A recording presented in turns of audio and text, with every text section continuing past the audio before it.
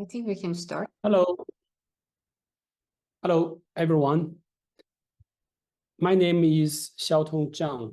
I'm the academic director of China and Central Asia Studies Center, KIMEP, and also a professor from the Department of Political Science and International Relations. I'm also the editor-in-chief for our economic diplomacy journal. Welcome you all to our online session on Central Asia regionalism. Today, we are going to have 7 panelists. I think all of them have not yet arrived, but we need to start at 3:30. Today, we're also very happy to invite 2 discussants. Assylzat, she's the assistant professor from Department of Political Science and International Relations, KIMEP University. She's also a leading Kazakhstani researcher on comparative regionalism. And we also have Professor Wang from Xi'an International Studies University, China. He's a leading Chinese expert on comparative regionalism. So they too will serve as discussants, and they have a division of labor. But they are both welcome to comment on any paper. Without further ado, let me just quickly go through the names of today's panelists. So they are Gulshat, Rozyyeva. She's from the Center for Arab and Islamic Studies, Australian National University, Canberra. And we have Arushi Singh. I'm not too sure whether she has already arrived. She's from a consortium of Indo-Pacific researchers, New Jersey, the United States. And we have Shabir Ahmad Khan from University of Peshawar, specifically from the Area Study Center for Russia, China, and Central Asia. And then we have Maryam Hasheminejad from Shahid Beheshti University, Tehran, and also Abbas Maleki, Sharif University of Technology, Tehran. So they co-present the paper. And then we have Nargis Nurulla-Khoja from Silk Road University of Tourism and Cultural Heritage, Samarkand, Uzbekistan, and Nuzhat, Tariq, and Faisal Javed from Federal Urdu University of Arts, Science, and Technology, Karachi, Pakistan. And finally, we have Nosirkon Kodirov, Faculty of Law and Political Sciences, University of Szeged, Hungary. So now we would like to invite the first panelist, first presenter, Gulshat Rozyyeva. You have the floor. Oh, by the way, so for every panelist, maximum 7-8 minutes. And I would interrupt you if you talk more than 8 minutes. So please forgive me if I act a little bit rude, but I will try to be polite. Sorry for that. Rude is a bad word. I'll try to be polite and I will give you a sign. Thank you, Gulshat. Yeah, no worries. Hello, everyone. Thanks for inviting me. I do apologize in advance if I seem sleepy or yawning because it is 9:30 here in the Pacific. Yes, so I'm presenting from home. If you see any disruptions, I do apologize in advance. And yes, I'll be quick. This paper is ongoing. I've been corresponding with you, Professor Zhang, in terms of the reviews and etc.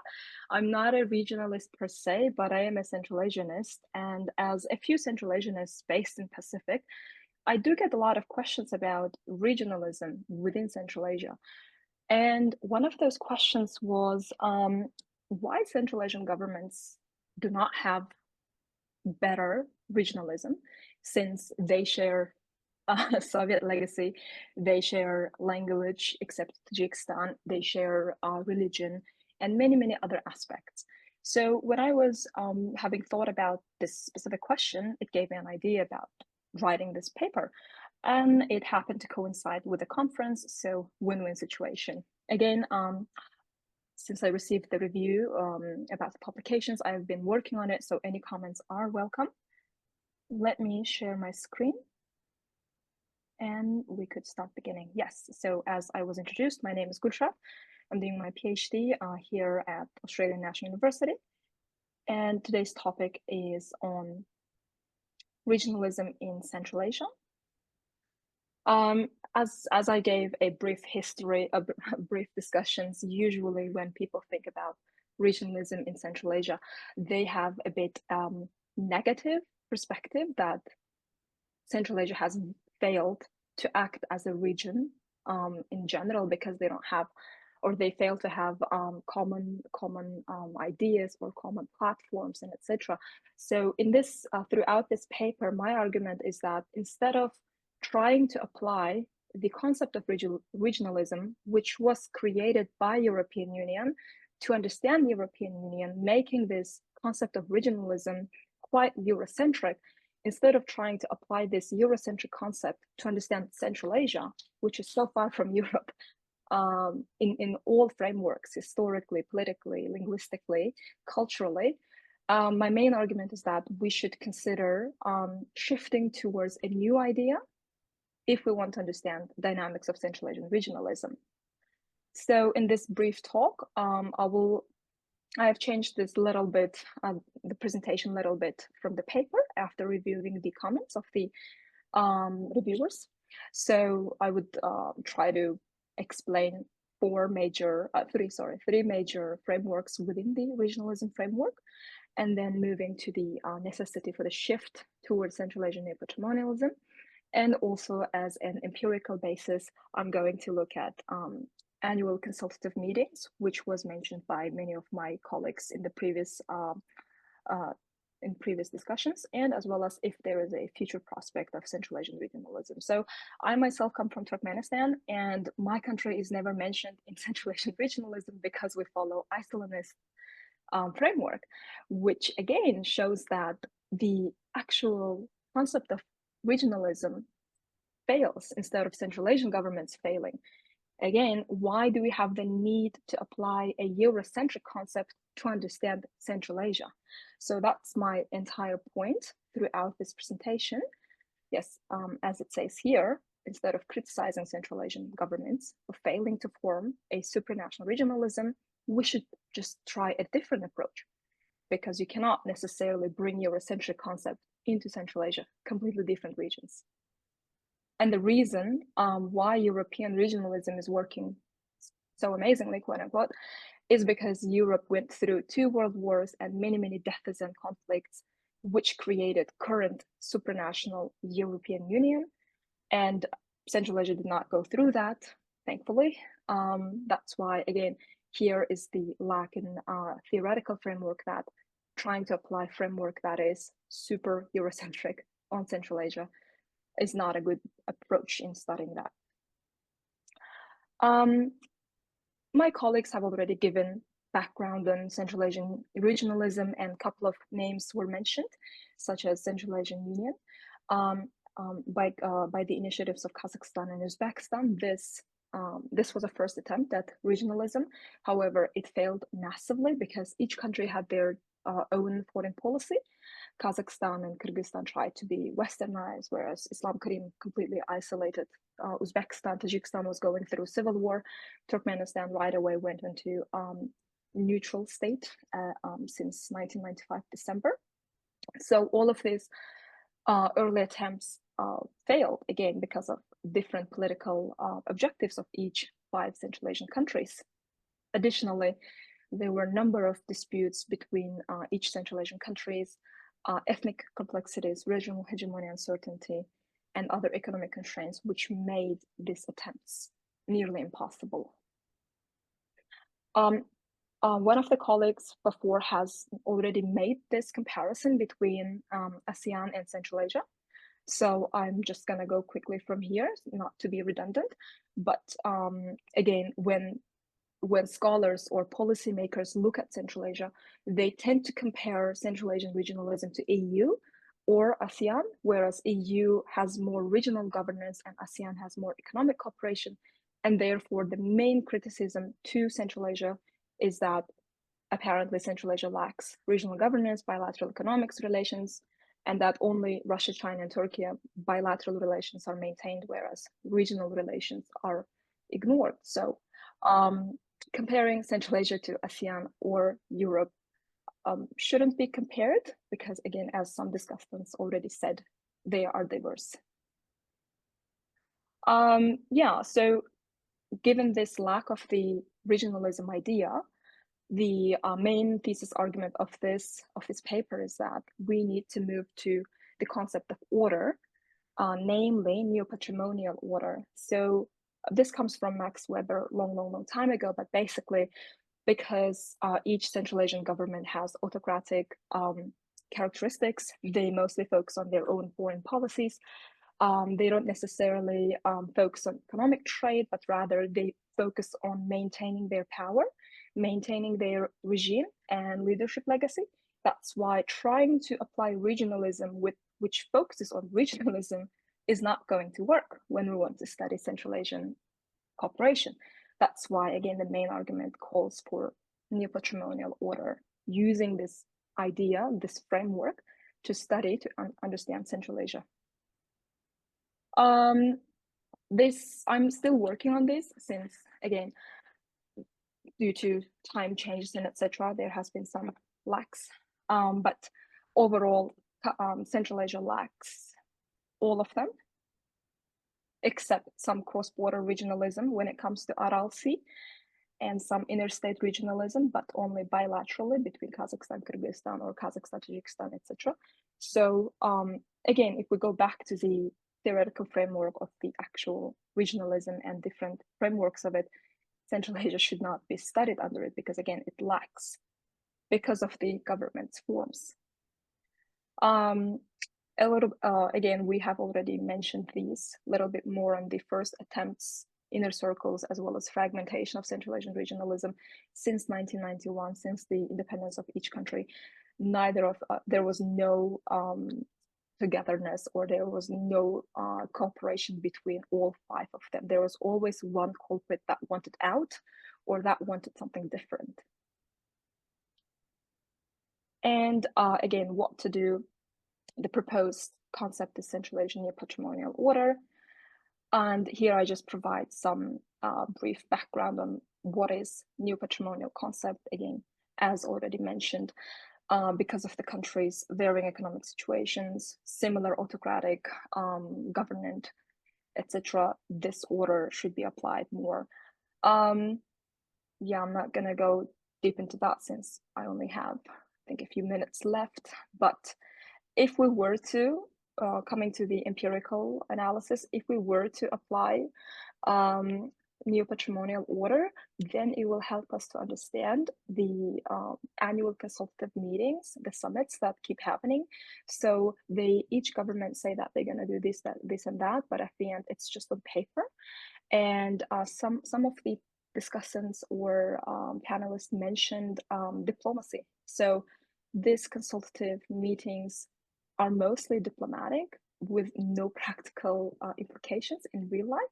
So again, in order to understand why it's like that, it's better to switch to neo-patrimonial order idea or just Central Asian order idea to make it simpler. Yes, so the analysis of all those 6 meetings show that all of them are declaratory by nature. There's fragmented cooperation, again, autocratic characteristics, and all of the following that, in a way, become an obstacle in front of the Central Asian cooperation or regionalism in a traditional meaning, in a Eurocentric meaning. Thus, throughout this paper, my main argument is that shifting, instead of being too critical on why Central Asia failed, is just we need some other ideas trying to understand why Central Asia cooperates in such a way. And yeah, I believe that's it. Thank you. Any questions? Thank you. Thank you. Yeah. Now we would like to invite our discussant to comment. That's me. That. You have the floor. Yes, thank you very much, Gulshat, for very much thoughtful and inciting paper. And I have quick 2 comments. Yeah. So regionalism in the last wave of the school of thought of regionalism, we have so-called comparative regionalism, wave of comparative regionalism, right? So mostly, yes, you're right that so we had around 8 kind of initiatives in Central Asia to build the so-called integration. So again, the question here, the regionalism, is the regionalism a Euro-centered concept? If you say integration, perhaps it might be. We can say that it's kind of the Eurocentric because it's again there is the supranational kind of a framework, right? That very much legally oriented, right? And the institutionalized kind of framework. But for me, please consider regionalism for me, and also according to the comparative regionalism kind of thought, it also includes not only regional integration, which is EU mostly framework, but as well as so-called international cooperations, for example, intergovernmental cooperation. So regionalism is extended as a definition. It's both including regional integration, international cooperation, even mostly the kind of supranational kind of framework. Another one is more kind of bilateral. So again, my kind of one comment is how far regionalism can be considered only Eurocentric kind of framework. For me personally, it's not necessarily Eurocentric, but we can also call, for example, ASEAN ideas of regionalism, including ASEAN, for example, frameworks, or some other kind of frameworks, regional frameworks in the Latin American countries, also in Africa. They can also be kind of the part of the regionalism. So in other words, regionalism is more kind of inclusive vis-a-vis the regional integration kind of term. So please just take this into account. But with other kind of thing, just looking from the Eurocentric and trying to study Central Asia is not correct. I agree in that term with you. The second one, so you are offering neo-patrimonialism order, right? So again, if you look at all the literature review in regionalism, mostly you can figure out 2 kind of the big literatures. One is looking from the great power perspective, mostly how great powers, this great game kind of happening, how the big powers actually trying to kind of involve in the region and how they are fighting, and as a result we don't have regionalism, right? And the second kind of literature, like big hub of literature, mostly they talk about this authoritarian regime of Central Asian countries. Because of this authoritarian regime, because of this new patrimonial kind of political regime, we actually, or the states or the presidents, okay, or close people to the state, they are not interested in doing cooperation. Again, we have huge amount of literature concentrating on that part. Even they also coin kind of terms of virtual regionalism, so-called. So again, in that kind of particular sense, I understand that they are trying to bring new concept, reconceptualize Central Asia, and as a result to bring new studies or new theory, perhaps, okay, to study the Central Asian region. So in that sense, please also be kind of, how far your idea, your thought might be different than all the literature that have been done so far. So this is actually the quick 2 comments of mine. And the last comment is, for example, this kind of new patrimonial kind of approach also exists in the ASEAN case, right? So even the ASEAN, the countries, also the leaders having this kind of new patrimonial kind of approach, still they could somehow manage the cooperation, right? And they are actually one of the good kind of examples of the regional kind of cooperation worldwide. So why this actually happened could possible in the case of ASEAN, and they could cooperate and build a regional kind of approach, right? Why it might not necessarily be possible in the case of Central Asia. So this might be also kind of some other thoughts to consider in case if you decide to update your paper. Thank you. Yes, thanks so much. Just one question for future correspondence. Should I be contacting you or Dr. Yeah, you can anytime. You can anytime contact. Yeah, that we can actually discuss more. Thank you so much. I'll have to go because it's 10 p.m. Just for me. Sure. Good night. Bye, guys. I received your email and I will respond. Gulshat. Yes, thanks so much. Okay, thank you. Good night. Bye. Good night. Thank Next, you. don't think Arushi Singer has arrived. Yeah, because I don't see. So we need to skip and now move to Shabir Ahmad Khan, University of Peshawar. You have the floor.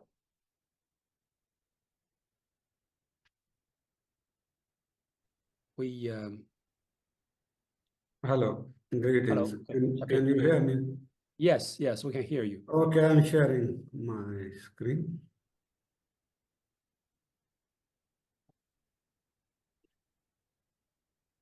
Greetings from Peshawar. It's indeed a pleasure to participate in this webinar. I will talk on trans-regional integration and connectivity in Central Asia, strategies of Russia, China, and European Union.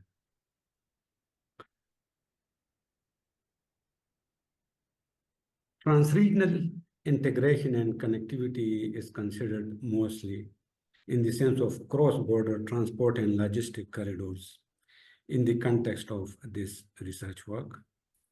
Central Asia's geography and resource base are generating global and regional powers' interest to develop trans-regional connectivity. In the Asian century, Central Asia has gained added significance for West and East to have mutually beneficial transcontinental access via the region.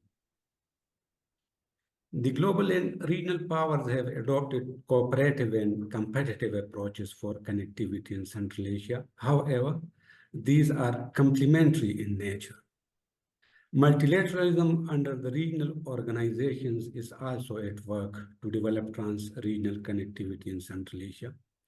These connectivity plans are transforming the topological configuration of logistic and supply chain in Central Asia. Trans-regional connectivity initiatives have given new impetus to regional cooperation in Central Asian region. Close and open regionalism. Regionalism refers to organized, all-encompassing institutional cooperation amongst countries of a particular region through harmonized and coordinated political and economic policies for seamless border crossings. Close regionalism is a regional trade and economic bloc in the form of custom union, common market, and economic union having supranational institutions. Open regionalism is outward-oriented, sector, project-specific regional integration arrangements, no restrictions on non-regional states, no supranational institutions are involved, and facilitates regional cooperation as well as regions' trade and economic relations with the rest of the world. Transregional integration and connectivity. Transregional integration is the harmonization and coordination of political, legal, and economic policies through developed cross-border connectivity infrastructure in geographically adjacent regions. Connectivity is regarded as the level of effective and efficient networks, hard and soft, inter and intra-regionally, to facilitate flow of goods, services, capital, people, and knowledge. Cross-border trade and logistic corridors are economic arteries which develop integration, trade, communication, and cooperation. Conceptualizing regionalism and trans-regional integration in Central Asia. Regionalism in Central Asia remained a challenge in immediate post-Soviet period as the focus was on nation and state building. Initially, Central Asian republics remained inclined towards regional cooperation on the basis of close regionalism. However, these efforts remained unsuccessful. Central Asian republics are looking beyond their borders. They are outward-oriented for access to regional and global markets in altered regional geopolitical and geoeconomic configuration on the basis of open regionalism. The East-West and North-South transcontinental trade and logistic corridors across Central Asia, linking Asia, Europe, and Africa termed as trans-regional integration. Russia's plans of integration. During 1990s, Russia could not pay attention to Central Asia due to its multiple transitions-related issues. The post-9/11 period is marked by Russia's efforts towards the region on the principles of close regionalism, earmarked by the Eurasian Economic Community, which transformed into Eurasian Economic Union. In post-Ukraine war, Russia's approach is earmarked by open regionalism, replacing greater European project by greater Eurasian partnership. Eurasian Economic Union based on the principles of close regionalism may become less attractive to regional countries as it excludes important economic partners of the region. Russia's old plans to access Great Ocean via Central Asia are revived. This image shows the Asian Highway 7 overland north-south transport corridor. It starts from central Russia, Yekaterinburg via Astana, Bishkek, Tashkent, Kabul, Kandahar, Quetta. It reaches to the ports of Pakistan, Karachi port and Gwadar port. In fact, this north-south transport corridor can efficiently link the east-west transcontinental trade corridors with transoceanic corridors in the north-south direction. China's strategies for connectivity. China made ground for long-term engagement under the Shanghai Five, which became SCO, Shanghai Cooperation Organization. China also engaged bilaterally with Central Asian republics. The stability in Xinjiang province bordering 3 Central Asian republics, energy security with diversification of energy sources, trade and economic relations, and access to West Asian and European markets via Central Asia are the main features of China's strategy towards Central Asia. China's Silk Road economic belt is based on the principles of open regionalism with appealing narratives of shared growth and shared destiny. This is an integrated system of east-west transcontinental transport corridors developed by China. This blue line is the northern Eurasian corridor from China via Russia to Europe. It has, I mean, for European Union, EU has abandoned this in the post-Ukraine war. This brown corridor, it is known as Central Eurasian Corridor. It passes through Central Asia via Russia to Europe. And there are sub-corridors of this central now known as Middle Corridor via Kazakhstan across the Caspian. Later, we will discuss it. This green line links China via Central Asia to West Asia, from Tehran and onward via Turkey, again to Europe. EU strategies. As early as 1993, the European Union revived the idea of Silk Road through its transport corridor, Europe, Caucasia, Asia, Trasica initiative. Trasica took the form of Middle Corridor, also known as Trans-Caspian Corridor. It has become a priority for the EU. Proposed Trans-Caspian oil and gas pipelines from Kazakhstan and Turkmenistan are also part of this corridor. In January 2024, the EU and Central Asian republics agreed to expedite the development of Trans-Caspian Corridor. EU plans to provide finances of euros 10 billion, $10.7 billion through the European Investment Bank and the European Bank for Reconstruction and Development. This is the Middle Corridor from China. This map shows only via Kazakhstan and then Azerbaijan, Turkey, and onward via Mediterranean and Black Sea to Europe. It has become a necessity and a priority for the EU due to the sanctions on Russia. So I thank you all for your attention. Thank you, Shabir, for your comprehensive presentation. Now I give floor to Assylzat for comment. Yes, Shabir, thank you very much for your great presentation, and the topic is very much acute, particularly like after the war in Ukraine, right? Many things actually shaped, happening in Central Asian countries, especially like around more than 70% of the trade actually goes through the northern corridor of Central Asian countries. Trade goes through the northern corridor, and how this might also show how Central Asian countries are dependent on the northern corridor, especially the northern corridor passing through the Russian territory, right? And when the war in Ukraine happened, and also when the particular political kind of the thoughts were not aligned with the Russian government thoughts, we have seen how Russia also tried to punish Central Asian countries for not aligning in the political thoughts, right? And as a result, it's also hampered or in transiting the goods and services through the northern corridors.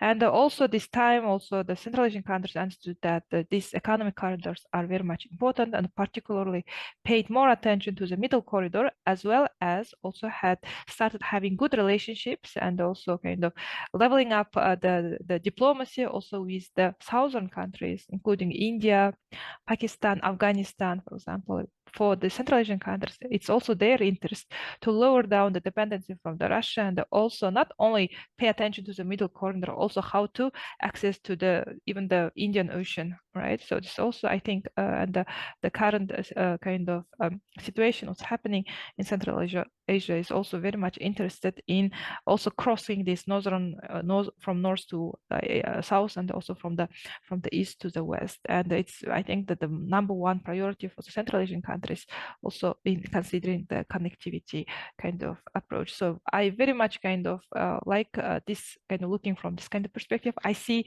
the practical and theoretical kind of implications of your paper, and also the issue here is, for example, in the case of the Russian strategy regarding connectivity, as you have mentioned, it's kind of block, right? We have Eurasian Economic Union, they have their own particular kind of the norms, which is kind of discriminative. It discriminates the other non-members, right? Whereas we have this open regionalism way, which again BRI can also be considered, and for example EU approach partnership can also be considered as open regionalism.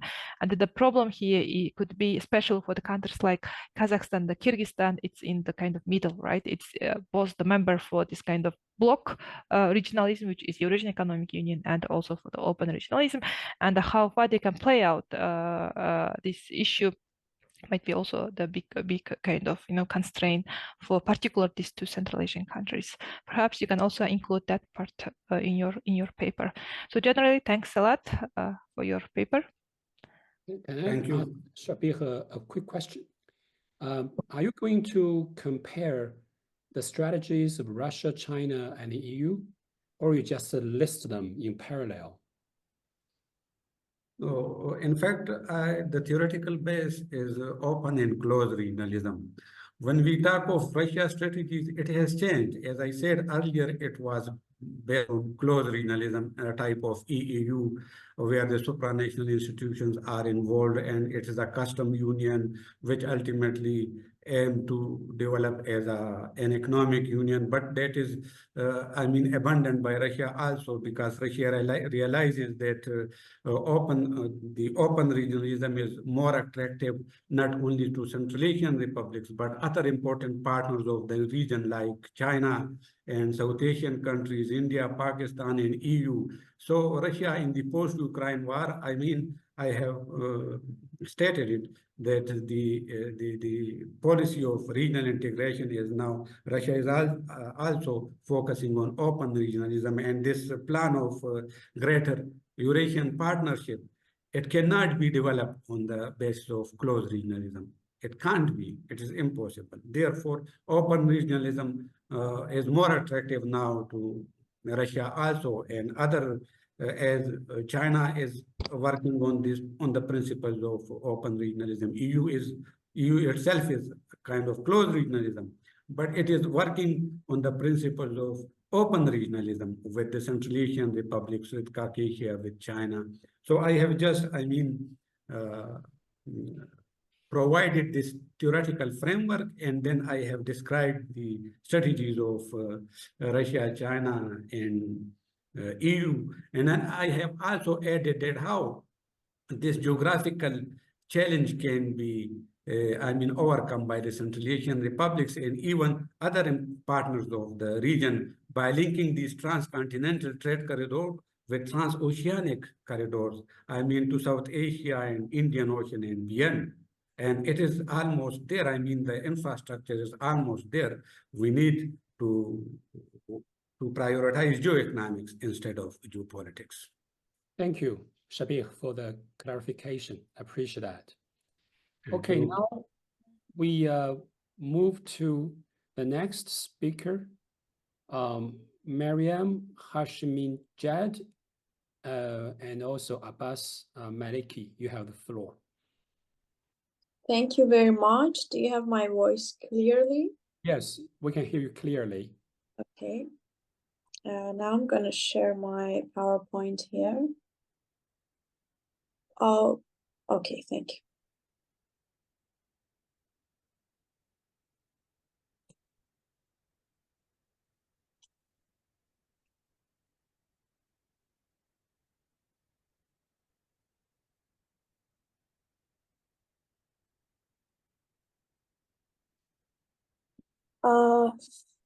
Okay, I'm going to talk about the future of regionalism and the strategies adopted by states in Central Asia following the Ukraine war. This research have actually three main questions. We know that after the Ukraine war, Russia is involved with a crisis of war, actually, and another thing is imposition of sanctions regime on this country. So with all these troubles and in Ukraine war for Russia, what is going to happen to the involvement and engagement of this country in regional organizations of Central Asian regional organizations? Is it going to decrease? Are we facing with a vacuum of Russian influence in this region? So in this case, will China's position become more prominent, or Central Asian countries align themselves with for example, Europe more, with United States or other regional powers like Turkey or Iran? Okay, in this context, we need to consider the involvement and engagement of Russia in regional organization after the Ukraine war, and actually will assess the stance and position of Central Asian countries towards Russia after its act of violation to Ukraine. So we see we have two regional organizations with Russia have the hegemonic role in them. Actually, CSTO and EEU actually, a Collective Security Treaty Organization and a Eurasian Economic Union. Other organizations, Shanghai Cooperation Organization, both China and Russia have the prominent role in it. And we have other external powers have influence in this region, like United States, EU, Turkey, Iran, and others.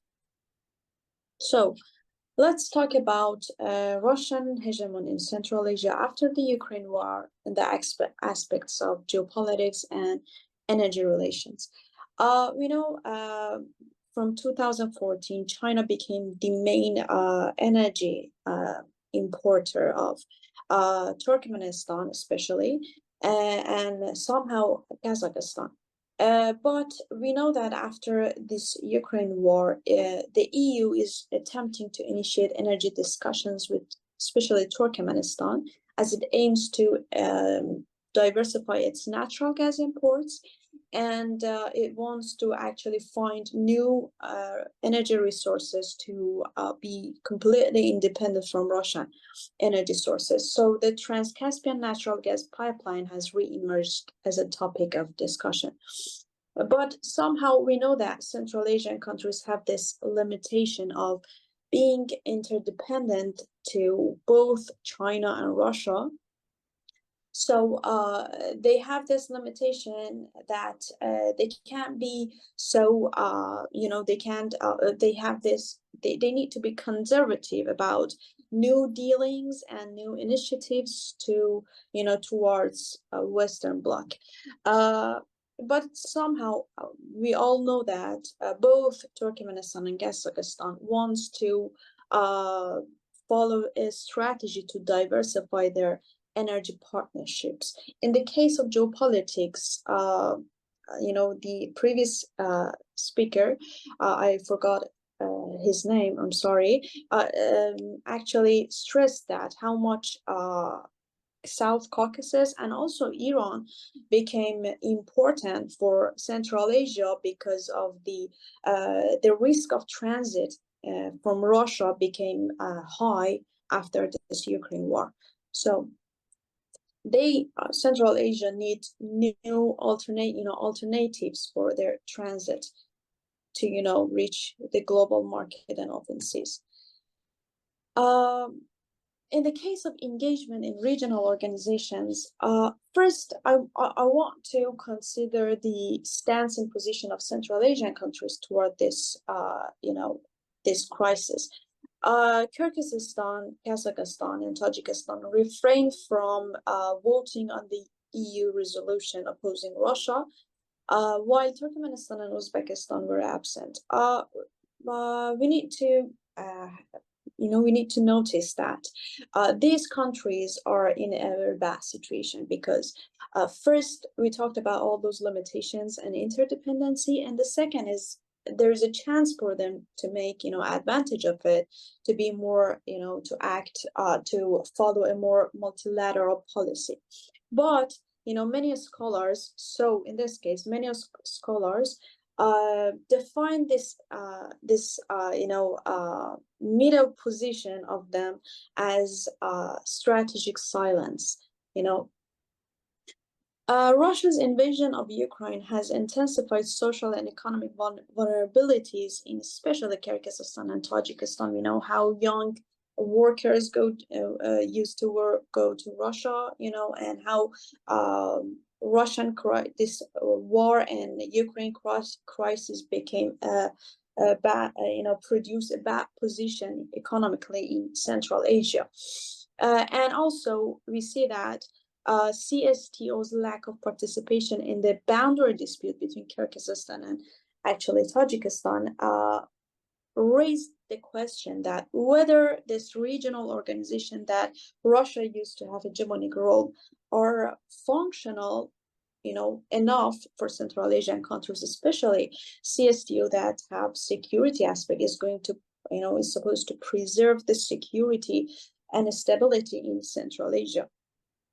So there's no this is not odd that this is not odd that growing concerns regarding dependence on Russia and the overall economic decline in this country are reducing the willingness of Eurasian countries to support further integration within the EU. In this case, we are thinking, the first power that crossed our mind that is going to have more activity and prominent role in Central Asia is China, because of all its investment in this region in the context of Belt and Road Initiative. But also we need to consider this fact. There are limitations also for China, even because of some resistance from anti-Chinese sentiments in the region, from the people in this region. So another option, another chance for Central Asia is to intensify its multilateralism in this situation. As we talked about, now EU is looking for new deals and initiatives with especially energetic countries like Kazakhstan and Turkmenistan. Iran is offering a transit route, alternative transit route to these Central Asian countries. So they have, and Turkey have invested so much, especially in the aspect of culture and identity factors in this region. So they have the chance to make cooperation and collaboration with new regional and trans-regional powers.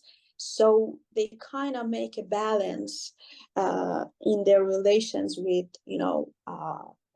China and Russia. Maryam, you have a last minute. Okay, that's it. Thank you for your No, attention. you have 1 more minute. Please give us your conclusion. You have 1 more minute. Okay, so we need to consider that we are facing with the Russia's diminishing influence due to the Ukraine war, especially in the regional organizations, and China's economic. The most chance is for China because of all its economic involvement and its growing role in this region. But we know that this country even have some challenges, but there is a great chance for Central Asian countries to balance their relations with global powers. Thank you. Thank you, Maryam. Now, I give floor to Suzette. Yeah, me. So Maryam, thank you very much for your interesting presentation. So quick comments. So the war in Ukraine actually and how the Central Asian countries respond to the war in Ukraine, right? And with how also the countries voted in the UN system. Yeah, as you have rightly mentioned. So for example, Timur Dadabai, right? How he coined it as strategic silence. So in other words, these countries they were in kind of survival position. They haven't had other choice because still Russia is there, right? And we have the dependency, and in case if we take some other kind of the way, so we might also be punished for that. So still, again, this is acknowledging at the same time the aggressive kind of side of the Russia towards the Ukraine, as well as another thing is that we might not necessarily can do, right, many things. So still being kind of dependent, as well as weak and also neighboring kind of countries, especially if you take the Kazakhstan, right? So in this particular part, we observe that there is a decrease of the influence of Russia, and also more inclination towards the China side.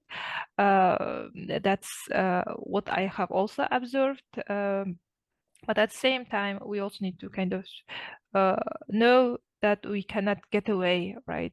Still, Russia is there, and we cannot, or Central Asian countries just simply cannot, turn away, okay, and turn back and go away from the Russia. So still, like Central Asian countries, what they are doing is also trying to not kind of discriminate Russia, okay, but still bringing in, as well as also having good kind of relationship with other great powers.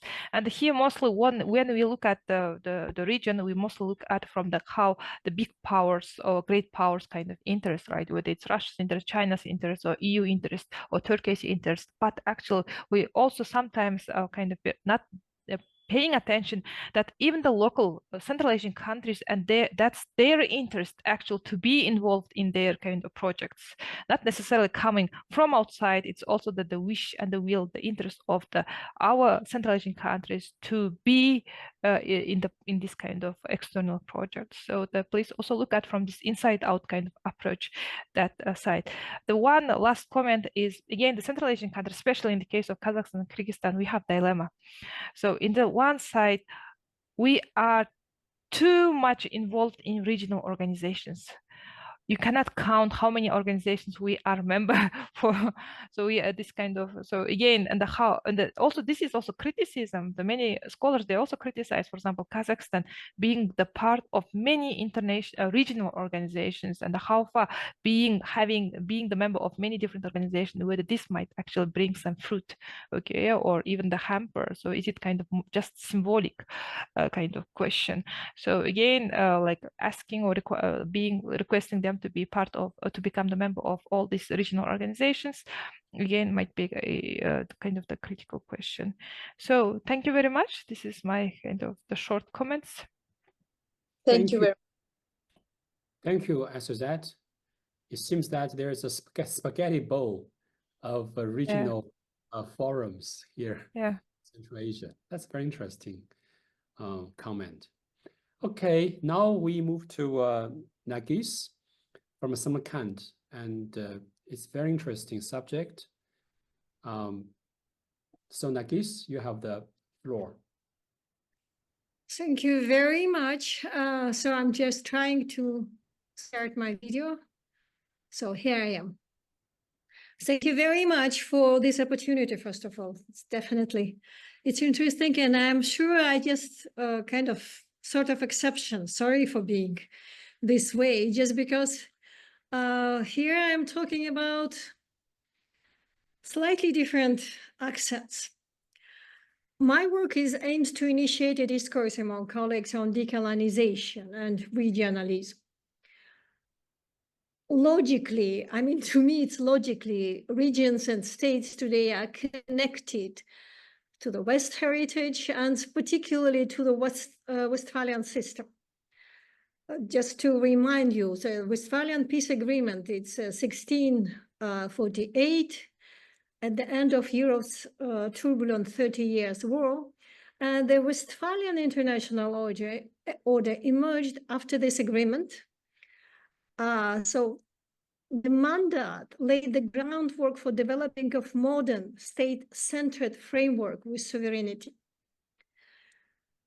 One more remark, just because I'm a philosopher, just because the Westphalian view is connected to Cartesian philosophy. René Descartes, an outstanding French philosopher and participant of that 30 years war, modified, or probably would be right to say solidified, the Westphalian political order's philosophical foundation by linking self-centered rationality to the state sovereignty.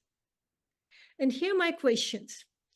Why do we believe that adhering to the Westphalian principle of sovereignty, its selfishness, is the best approach for all and for each of 5 strands?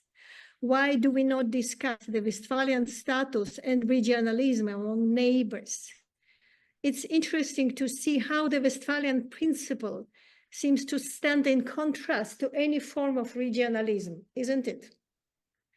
In this very tension, we can involve Khoja Nasreddin, the legendary figure known to everybody in the region. Once Khoja traveled from one city to another, and we can assume from Samarkand, it's Uzbekistan now, to Dushanbe, Tajikistan. He said, while visiting a friend in Dushanbe, I admired his sky and wondered at the mastery of his sky painters. They have made a perfect copy of the stars we have back home.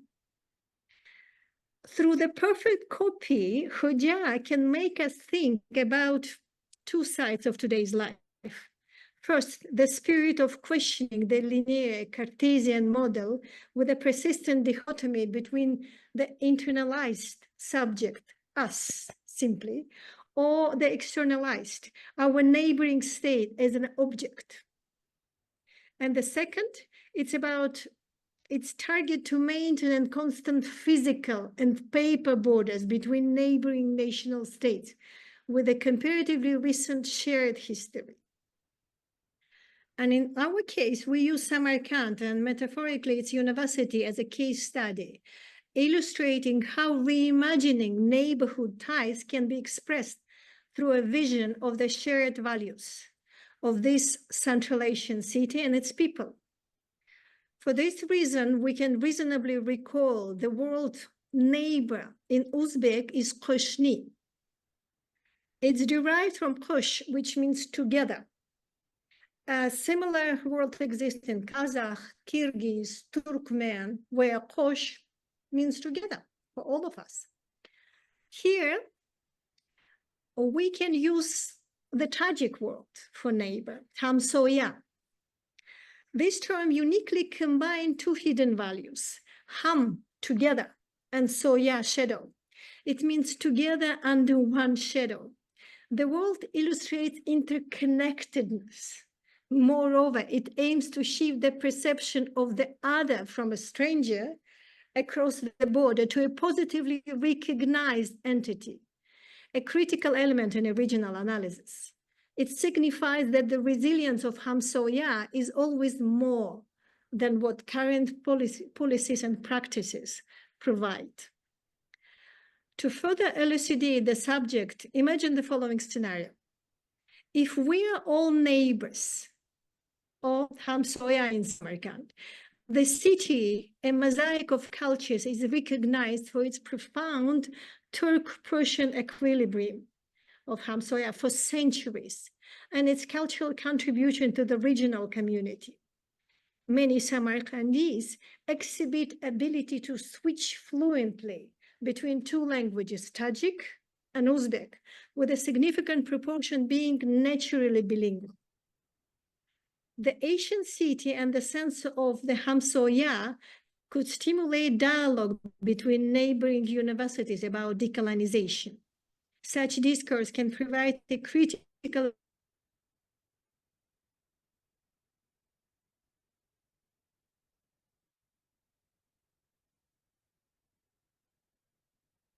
Yeah, I think the image is frozen. We cannot hear anything from Nargis for the moment. Nargis, can you hear us? Hello, Nargis.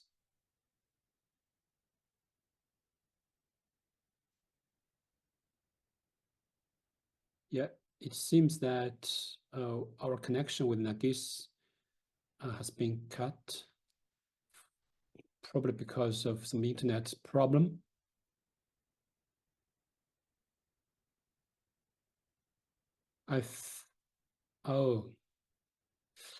So I think that we temporarily lost Nargis, but it's very interesting subject.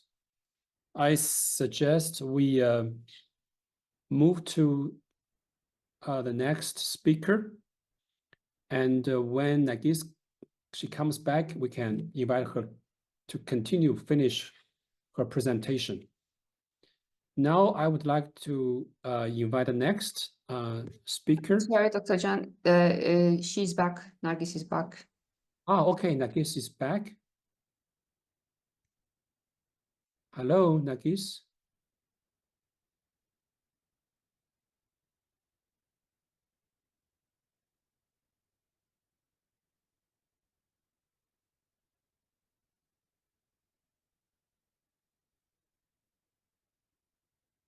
Hi, Nargis. Could you turn on your microphone? Sorry. No worries, no worries. Please. So just very, very kind of short. European Union and Russia, they actually have a kind of own agenda. But the issue is that there is a potential risk of kind of clash between the Westphalian versus the newly proposed Eastphalian system in a global politics, particularly noting the increasing influence of China and India. These actors exemplify not merely the geographical delineation determined by the states, but also the shifting power dynamics across Eurasia. So it's essential to underline that our shared regional Hamsoya experience differ. It can be synthesized by us through another very kind of Sufi concept. It's called dahlis. In a Tajik Persian or occasionally Arabic, dahlis refers to the front part of the house, serving as a transitional space that links the interior with the external world. Dahlis frequently has been used in Central Asian philosophy and poetry. As a metaphor, it can help explain the region's unique Turk-Persian balance. Moreover, dahlis offers a way to help the link from Western epistemic frameworks and practice epistemic disobedience to dominant today's knowledge system using our own platform.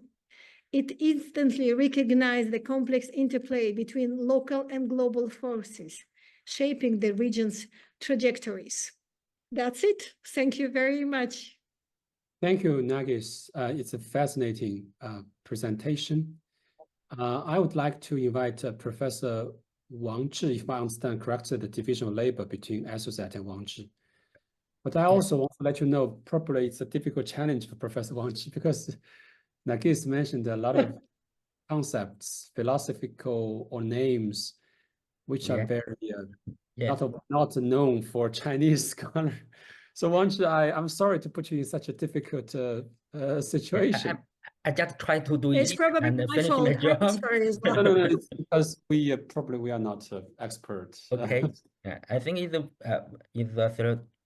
theoretical presentation. I don't read the paper, so I can't grasp what is the meaning. But I think decolonization is a very important notion of international relations theory. So I want to connect it to critical theory of international relations theory. In critical theory, knowledge is constructed on the foundation of power. So in order to establish a fair world, it is necessary to dismantle traditional power networks and reconstruct knowledge. For example, Central Asia is recognized as compromised 5 countries, where Afghanistan excluded as a result of geopolitical rivalries between the United Kingdom and Russia. So I think this is a very good point to show how power and knowledge are constructed. So I think this is a most important thing to think about decolonization in Central Asia. The question that interests me is why regions, neighbors, and university are utilized to analyze decolonization, and how does it show power to construct knowledge of Central Asia? So that's my very brief comment about that. I'm sorry to. So that you want to add Dr. something? Dr. Zhang, if I may add. So, Nargis, thank you very much for your presentation. Indeed, local norms, local understanding, they are very much important. Again, the external norms, without matching the local norms, right, or local understanding, so it'd be extremely hard to build something, right? So in that particular sense, we might not, so again, because of the Soviet system, right, we might not necessarily know our history. Yesterday we had the Ghalem, for example, Ghalem who also talked about how Alash intelligentsia, that their kind of thought, right, how they could also kind of being more inclusive, not necessarily kind of dividing into the nations like or ethnic kind of groups, but how they actually, what kind of view they had and what kind of government, regional government they want to create. In that kind of particular sense, we might not necessarily be aware about the facts, right, that happened historically and what kind of even terms that actually unite. And in this concept, in this kind of understanding, the 2 concepts that you have mentioned, Nargis, they are very much important, because in one sense, like we have 4 Turkic groups, right, in Central Asia and 1 Tajik, but still we have kind of the division binary, right, in terms of ethnic group in Central Asia, and perhaps how far we have some projects where call that the creating Turkic, perhaps kind of the regional kind of framework, but in that case we'll need to kind of this might be discriminatory vis-a-vis the Tajikistan, for example, who might not feel necessarily kind of part of Turkic kind of people, right? But in case if we take this kind of concepts, it's more inclusive there. So the Tajiks, Iran, or any local people here in the region, right, that they are inclusive, and perhaps this might be more kind of convenient or suitable kind of, and also historical and also local kind of the concept that might unite actually the nations in Central Asia. So I'm happy that we have this kind of particular norms that unite us still, and also that might reconceptualize perhaps the nature of Central Asian regionalism. Thank you. Thank you, Assylzat. I think that Nagi's presentation gives us a very important perspective of understanding Central Asia regional neighborhoodness or regional connectedness from how should I say, a cultural and a philosophical perspective. I think that's very relevant, because we talked a lot about politics, foreign policy, economics, but I think Nagi's perspective is quite unique. I mean, I remember the first time when I read your paper, I'm quite impressed. I just need to come back to get familiar with those names and concepts. I'm very happy that we have a philosopher joining our conversation. And I do hope that in the future, we can visit your university in Samarkand. I have never been to Samarkand, so I need to learn more from you. Okay, thank you, Nargis. Now we can move to the next speaker, Nuzhat Tariq and Faisal Javid. You have the floor. Hello, everyone. Am I audible? Yes, we can hear you. Okay, let me share my screen.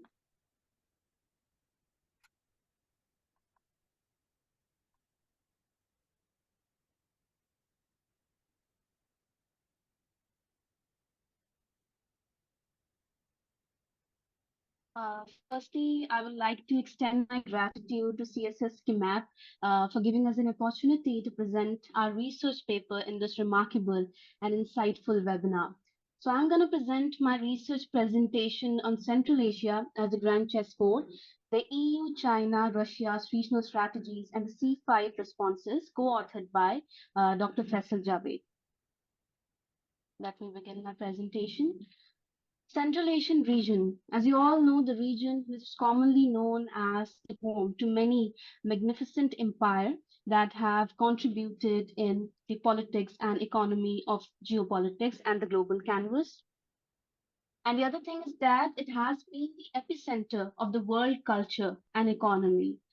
But the region with glorious past experiences has also witnessed the frequent alienation and inadequate prevalence in the geopolitics, like it has followed the zigzag trajectory on the global canvas. But now in the 21st century, like the 21st century is on the verge of getting a systematic seismic shift, and the Central Asian region is going to play the protagonist role in it. Moving towards my next slide. So here are our research questions. Like these research questions immaculately and precisely resonates with the mentioned topic and with the ongoing geopolitical conundrum as the grand chessboard. Like how can the overlapping interest of the stakeholders become the competing threshold with analyzing the aftermath of Russia-Ukraine crisis? The second one is that how can the Central Asian nations maintain the more pragmatic, realistic, and inclusive approach towards every stakeholder in this great game without facing any geopolitical trials and tribulations? Moving towards our theoretical framework, so we have applied the most essential and the most applicable theory to our research presentation, the Heartland theory presented by the Halford Mackinder. So the theory by the mighty Mackinder is currently being involved to alter the gloomy spot of the Central Asian region on the global canvas by, evolving the vibrant interest of every stakeholder in this region. And the other thing is that this theory in 21st century precisely signifies like how the Central Asia has become the pivotal and the primary battlefield in the much extensive new great game in the 21st century. Moving towards our findings. So in our findings, like we have comprehensively addressed our research questions by analyzing every key pieces of the grand chessboard, like in which the Central Asia is on the main focus. So the first key piece is the European Union in Central Asia, a demander with a steady approach. So European Union has created some sort of critical priorities in the Central Asian region. And since the inception of Russia-Ukraine crisis, it has become more active in the Central Asian region. Like it has become more pragmatic. Since the evolution, we can see the evolution of the European Union approaches. They were much demanding in situation towards the Central Asian region. But after the Russia-Ukraine crisis, they have become more pragmatic. Now they comprehensively and provocatively, they are encouraging the resilience, the connectivity, and the prosperity. Like since the Russia-Ukraine crisis, we have witnessed the several exchange of official visits. In 2022, European Council President Charles Michel also visited the Central Asian region, and that visit further consolidate the the proximity between the Central Asian and the European Union. And the most pivotal point, the most pivotal element in the European Union, the strategy towards Central Asia is the Middle Corridor. Like Middle Corridor can turn out to be the game changer for the Central Asian region, especially for the European Union. And the other thing is that the World Bank has also estimated that by 2030 the fleet volume will also get increased, and it will give immense benefit to the European Union and to the Central Asian countries as well. As you can see this graph, that how the post-Russian sanctions, like the sanctions from the European Union to the Russia, the trade partnership between the Central Asian nations and the European Union has been doubled. The next one, and the most important key piece of the grand chessboard, is China, the probable king of the Central Asia, the grand chessboard. As you can see, like as you all have witnessed, that after the Belt and Road Initiative, China has become the most distinctive and the probable king piece of the grand chessboard.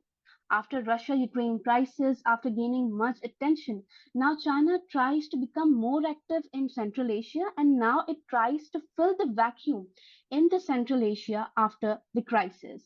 Like it has become more trade dominant partner in the Central Asian region, and because of that, the cooperate and the competition, the saga is going on between Russia and China.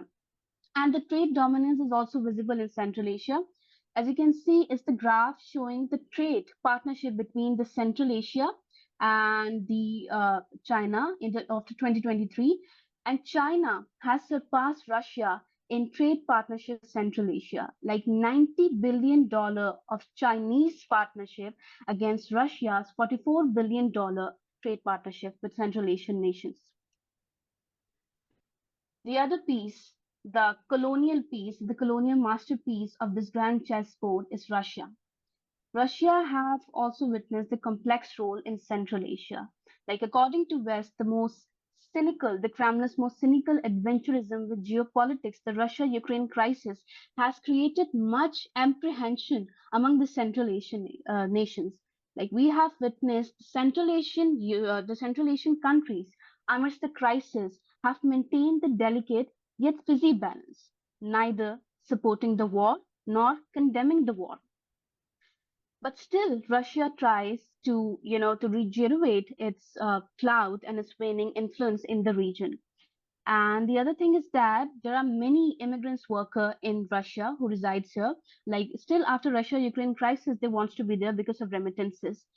And the other thing is that however, after one thing has been changed, which has brought severe implications for the Central Asian immigrants, which was the current attack, the recent attack on Moscow Crocs Hall, which has brought severe implication for the Central Asian immigrants.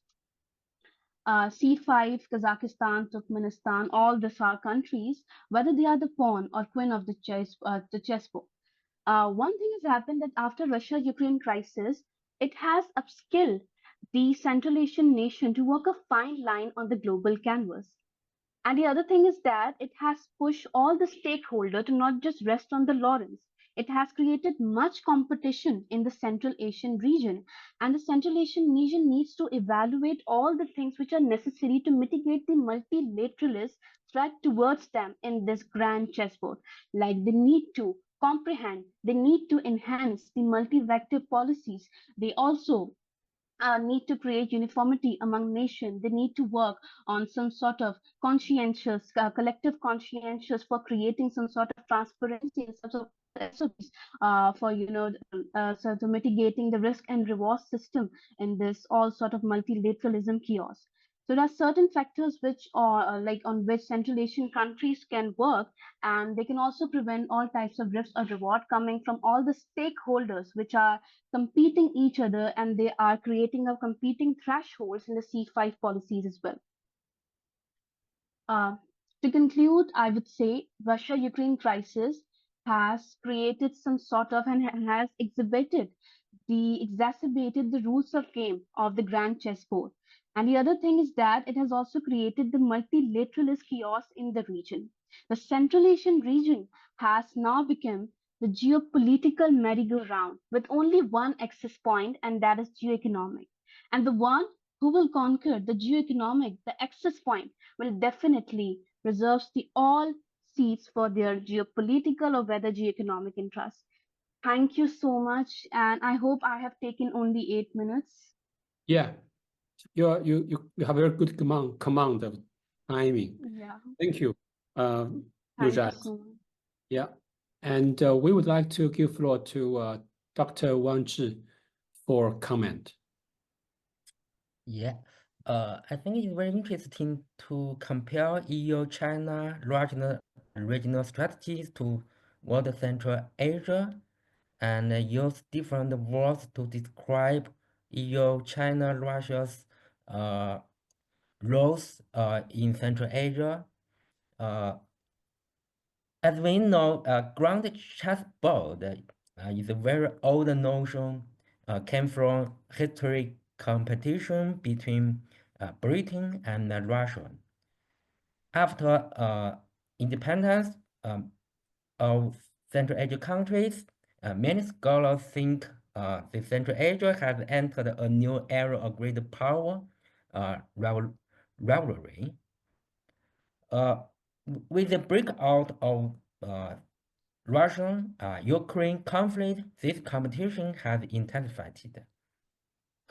Many external powers such as the United States, European Union, China, Russia, and Turkey, Iran make policies towards Central Asia.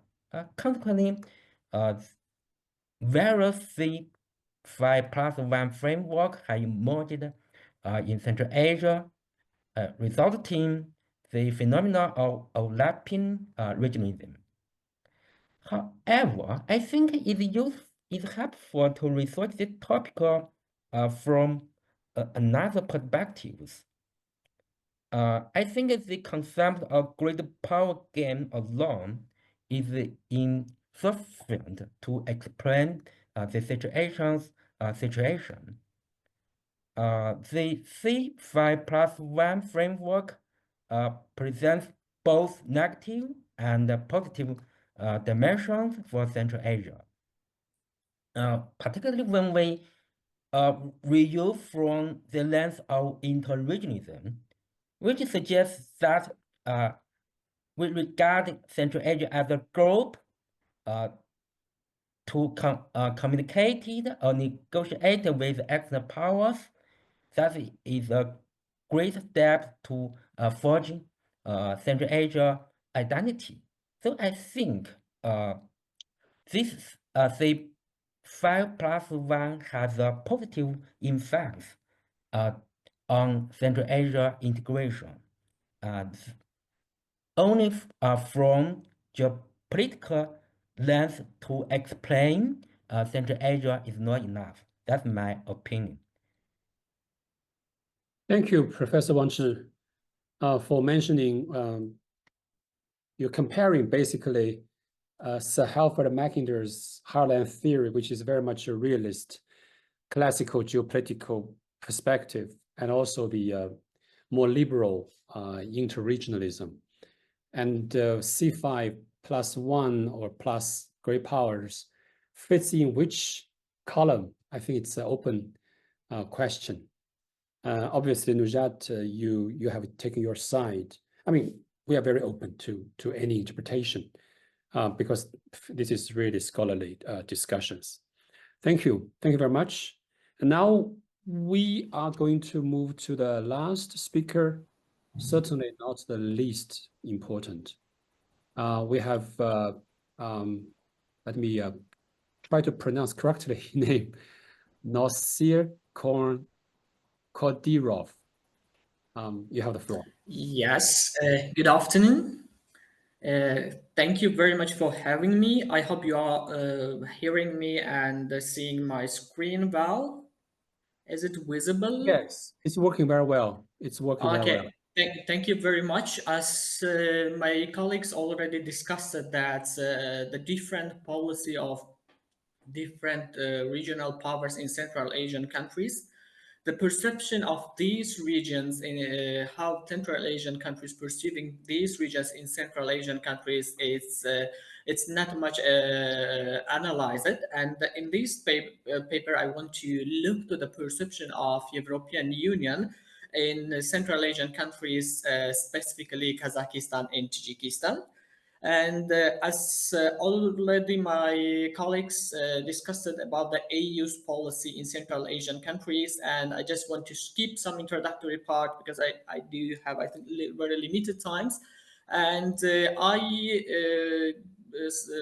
as a case study, I took the case of Kazakhstan and Tajikistan, and why I took the two countries of Central Asian countries from these five.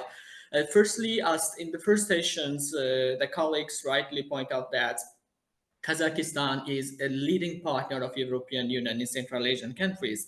And if we look to the bilateral relations of these countries, and they really have, European Union is in the top of economic partner of Kazakhstan, and the Kazakhstan only Central Asian countries which signed and ratified enhanced partnership and cooperation agreement with European Union.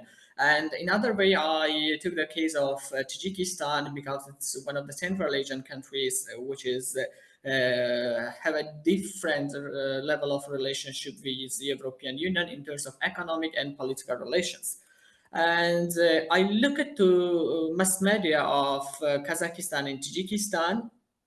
I selected two media from each countries, from Kazakhstan, Kazinform and Vremya, and from Tajikistan, Khobar and Asia Plus.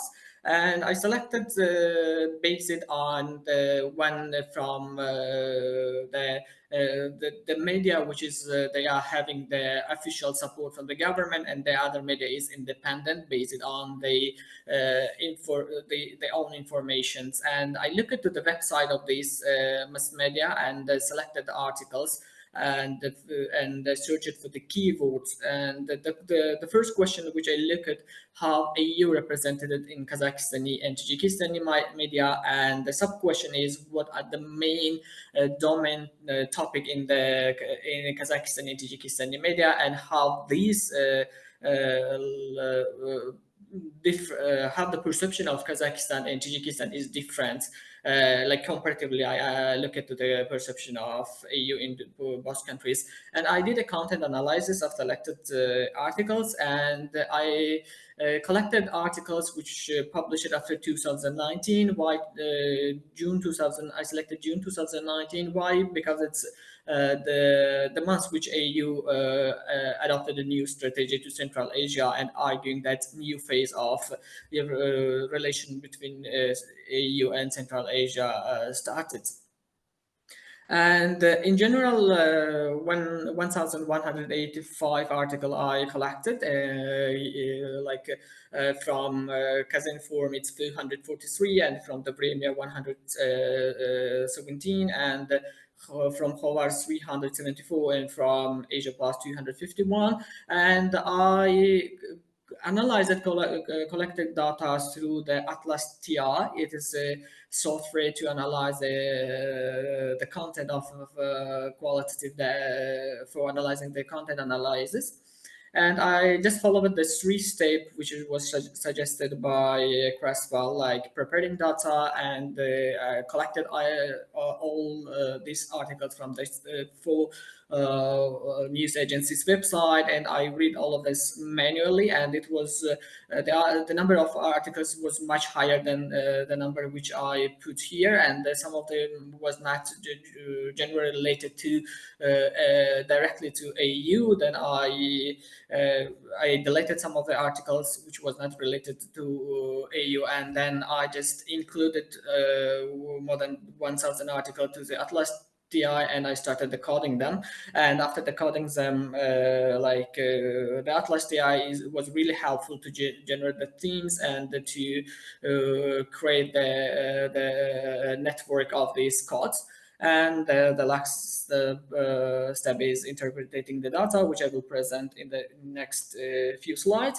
And what I look at in Kazakhstan and Tajikistan media first was attention of intensity of attention toward the European Union. As colleagues mentioned it earlier, that just after the starting the Ukrainian war, the European Union started to pay more attention to the Central Asian countries. Here also we can see in this table that attention of European Union increased. Like if we see here at 2022, this is much process which is very much increased in comparison of 2021, and we are seeing the same increasing this attention of European mass media of Central Asian countries toward EU, because like there was in comparison of the previous year, there was much official visit from the European Union side and from the Central Asian sides to European Union. And also they covered this the foreign policy and internal policy of European Union in Central Asian mass media. News categories based on their coverage. I just divided them coverage of news in the two Central Asian countries, the news which was covering EU's foreign affairs. This is news which they are like mostly focusing to foreign policy of EU, which they are covering, except Central Asian countries, other regions, relation of EU with other regions. And also there was much attention to EU's internal affairs, and there is more than 400 of the articles that covering EU internal affairs. And this diagram showing that the EU covered bilateral relation and the regional relation of Central Asian countries equally with EU internal affairs and EU foreign policy. And it showed that Central Asian countries media are also interested on EU's internal and the foreign policy. And if we look to the bilateral relations, also there is in Kazakhstan, and there are around 215 articles covering bilateral relations, and in Tajikistan also more or less there are 230 articles covering the EU-Tajikistan relation. And there is less attention on EU Central Asia relations, which is only 128 articles covering. And this is a network of area of relationship between EU and Kazakhstan and Tajikistan. In Atlas TI, it's possibly you can call this each paragraph, if it's related to your research questions, depending which area they are covering. And this is, I coded this paragraphs or the sentence even, which they are covering, mostly focusing on which area they are mostly focusing. And here this most discussed area in both countries. The first area is a political relations. They are covering mostly the official visit and official consultations and generally regional relation between EU and Central Asia. And the other most mentioned card was economic relation, trade and investment. And in next slide, I will look to the differences between Tajikistan and Kazakhstan. If we look to the case of Kazakhstan and Tajikistan, we can see that both countries equally covering political relations. And then in Kazakhstan, it's following by economic relation, trade and investment. The same in Tajikistan, but in the lesser amount of attention paid to the economic relations. But if we look for other third most discussed topic area, we can see that in Kazakhstan, we can see logistic and transportation area, education and human rights. But interestingly, in case of Tajikistan, we can see the regional stability and security situation, Afghanistan, ecology and climate change. It's showing that the country is mostly, Tajikistan mostly interested on improving its stability and security as it's sharing the border with Afghanistan. In most discussions with EU, Tajikistan put the security and stability as the first priorities. Co-occurrence code analysis. Last 2 minutes. Yeah, sure. A co-occurrence code analysis. I look at with Atlas TI, it's possible to see how which codes co-occurred with other codes.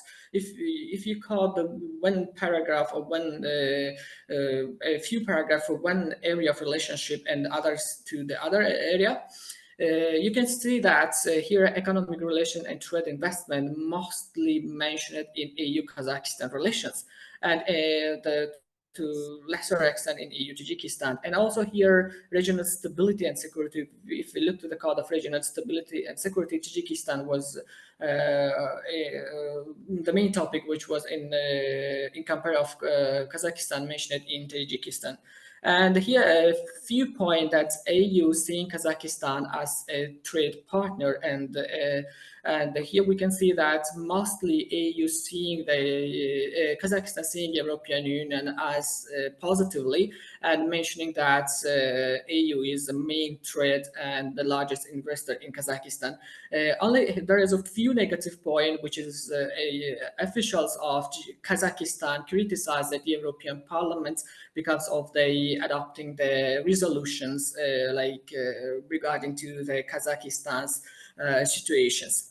And in Tajikistan also the focus is mostly seeing European Union as a security partner and to most extent as a donor in its economic relationship. Thank you very much. If you have any questions, we'll be very happy to have them. Thank you so much. Thank you very much. May I invite Professor Wang to make a comment? Yeah, I think it's a very high quality research and help us to understand EU's perception about Central Asia. But making me confused is that EU's perception about Central Asia based on Central Asia media, or EU's image about the Central Asia based on Central Asia media. I don't understand this, so I just ask the speaker to talk about it. What's your thoughts of the media to build EU's perception about Central Asia?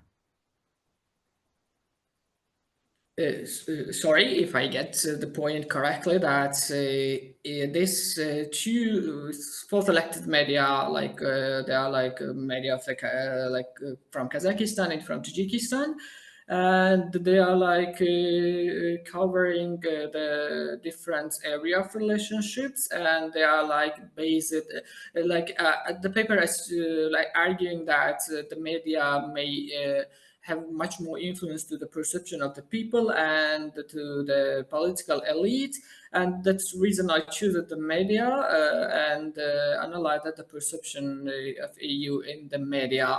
If I got the point correctly, if it's not right point, I mentioned it, but could you please, if it's not correct, that point, but I had like, I think the unstable connection to get the main point.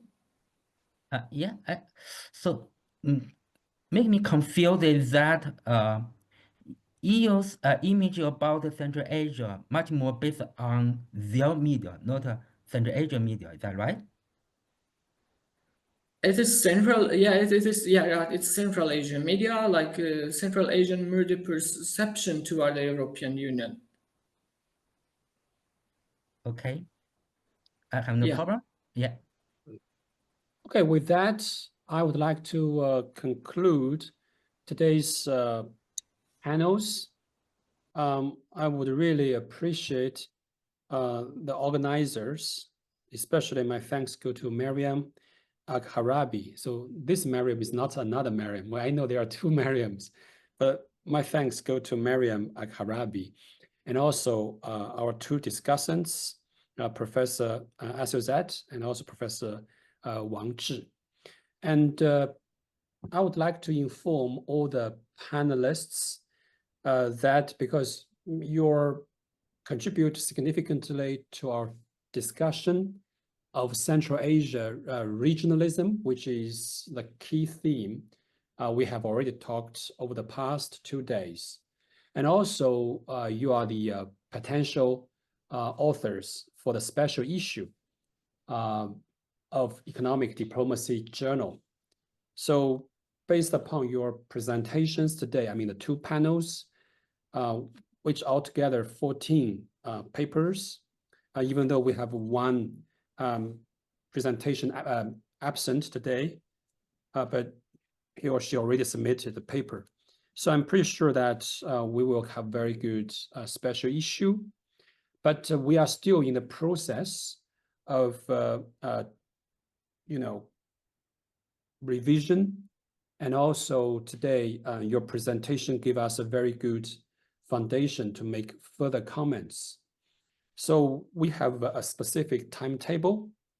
So we will follow that timetable and send you emails as soon as possible. So me and Maryam, we would work together with the other reviewers and also with Professor Xinruilei from Wuhan University and also Professor Assylzat from KIMEP, because me, Assylzat, and Professor Xinruilei, we form a committee. So that involves a lot of people's efforts, but I promise that we will send you back the emails, our feedback as soon as possible so that we can meet the time targets of our timetable. So is there anything, Maryam, you want to add? Otherwise, we just conclude with a big round of applause. No, So, I think that's all from us, and that we will be in touch with all the authors in a very near future, hopefully by next week. And thanks to everybody for their contribution. thank you.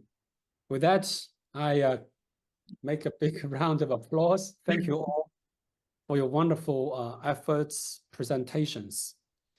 And have a nice weekend. I will meet some of you here in Almaty, but if I don't have the chance to meet all of you, I do look forward to meeting you in your cities, in your universities. I think Assylzat, Maryam, Professor Wang Zhi, and our team would have similar wishes to meet you in person in the future. Thank you all. Have a good weekend. Bye-bye. Thank Thank you. you. Bye-bye. Bye.